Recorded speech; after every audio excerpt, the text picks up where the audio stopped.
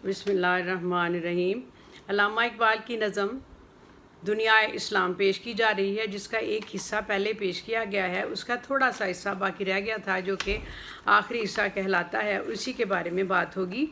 ये दुनिया इस्लाम का आखिरी बंद है, जिसमें वो मुसलमानों को कुछ नताइज बताते हैं, कुछ बातों से ख़बरदार करते हैं और कहते हैं, जैसे कि बैकग्राउंड आपको पता है, वो इससे पहले वाली जो वीडियो है उसको आपको देख लें तो पहले इससे आगे आपको इसकी समझ आना आसान होगी। जिसमें वो कहते हैं कि जज्बा इश्क का फ़र्ज़ तो ये था कि जो मुसीबतें आ चुकी थीं उन पर खुदा की बारगाह में फरियाद करते। ये तो ना हुआ, अब ज़रा दिल थाम कर बैठो और देखो।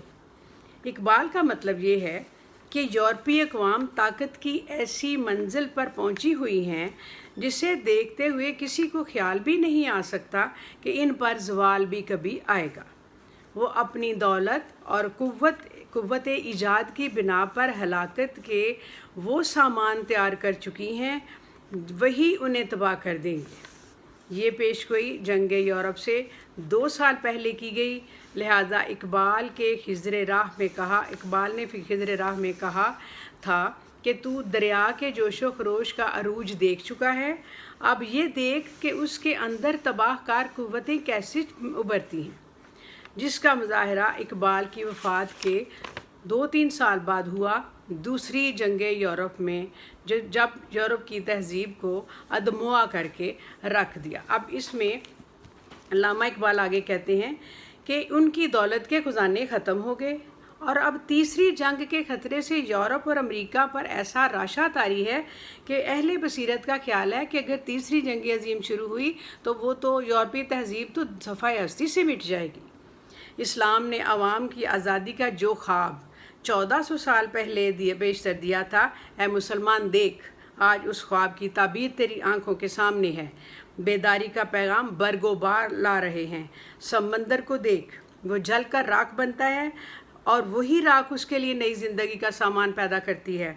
तू आंखें खोल और मेरे कलाम के आईने में आने वाले ज़माने की धुंधली सी तस्वीर देख।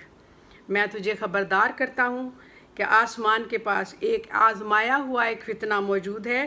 फ़ितना लाजमन होकर रहेगा, उसका आना मुकद्दर हो चुका। रोकथाम की हर तदबीर इसके मुकाबले में नाकाम रहेगी। इस फितने से मुराद अल्लामा इकबाल की दूसरी या तीसरी जंग अज़ीम थी, या मुमकिन है कोई और जंग हो। बहरहाल इकबाल कहते हैं कि वो फितना रुक नहीं सकता, तकदीर के सामने तदबीर नहीं चल सकती।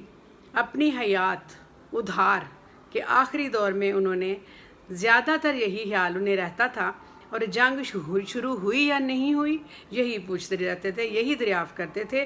गोया उनका ख्याल था कि ये होकर रहेगी। चुनाचे मुसलमानों ने अपने सीने को आरज़ू से आबाद रखा और हर वक्त यह आयत पेश नज़र रखी, जिसका मतलब था कि वादा, अल्लाह का वादा कभी ख़िलाफ़ नहीं हो सकता।